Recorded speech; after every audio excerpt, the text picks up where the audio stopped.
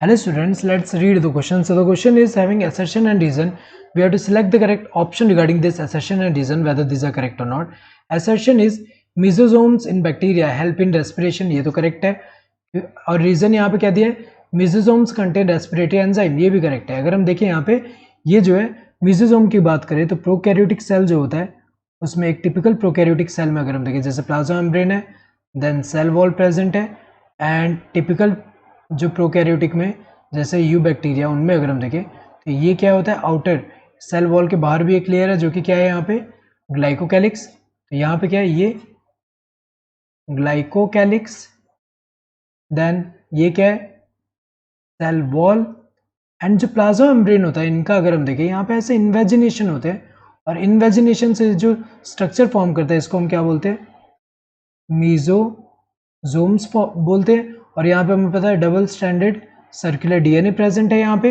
तो अगर देखा जाए जो मीजोजोम्स है किसमें हेल्प करते हैं, अगर हम देखें ये जो मीजोजोम्स है इसका स्ट्रक्चर अगर हम देखें इन्वेजिनेशन से ये जो है वेसिकल के फॉर्म में भी प्रेजेंट होते हैं. यहाँ पे अगर हम देखें वेसिकल्स के फॉर्म में भी हो सकते हैं, ट्यूब्यूल्स के फॉर्म में भी होते हैं, एंड जो लैमेले जो होते हैं उनके फॉर्म में भी होते हैं, लैमेले के भी फॉर्म में होते हैं. और ये किसमें हेल्प करेंगे, ये हेल्प करते हैं सेल वॉल फॉर्मेशन में. ये मेसोसोम की अगर हम बात करें किसमें हेल्प करते हैं, सेल वॉल फॉर्मेशन.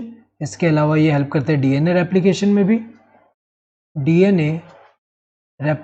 भी. जैसे एग्जांपल अगर हम देखें डीएनए को जैसे ऐसे होल्ड करके यहाँ पे रखेंगे यहाँ पे और उससे रेप्लिकेशन जो होगा तो यहाँ डीएनए रेप्लिकेशन में भी हेल्प कर रहे हैं. इसके अलावा किसमें हेल्प करते हैं, ये जो है ये अगर देखा जाए डिस्ट्रीब्यूशन ऑफ सेल मतलब सेल डिवीजन जो है सेल डिवीजन में भी हेल्प करते हैं,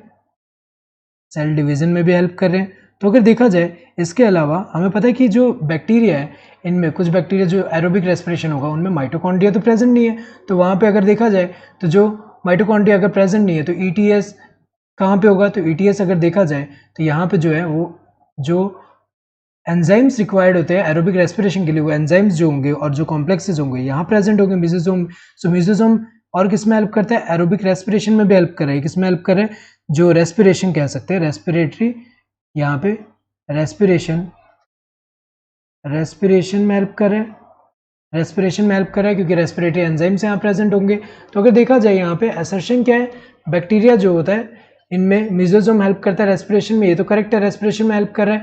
रेस्पिरेशन में हेल्प कैसे कर रहे हैं, क्योंकि उनमें रेस्पिरेटरी एंजाइम्स प्रेजेंट है, तभी ये रेस्पिरेशन में हेल्प कर रहा है. तो असर्शन भी करेक्ट है, रीजन भी करेक्ट है, रीजन करेक्ट एक्सप्रेशन है असर्शन का. If both the assertion and the reason are true and the reason is the correct expression of assertion, ये करेक्ट है क्योंकि दोनों ही ट्रू है, एंड रीजन भी करेक्ट एक्सप्रेशन है असर्शन का. If both the assertion and reason are true but the reason is not a correct explanation of assertion, ये तो गलत है क्योंकि यहाँ दोनों ही true है, reason भी correct explanation है assertion का. If the assertion is true but the reason is false, ये तो incorrect है क्योंकि ये दोनों ही true है. If both the assertion and reason are false, ये भी गलत है क्योंकि यहाँ दोनों ही true है. So correct answer would be this first one. Hope you understood the question. Thank you and all the best.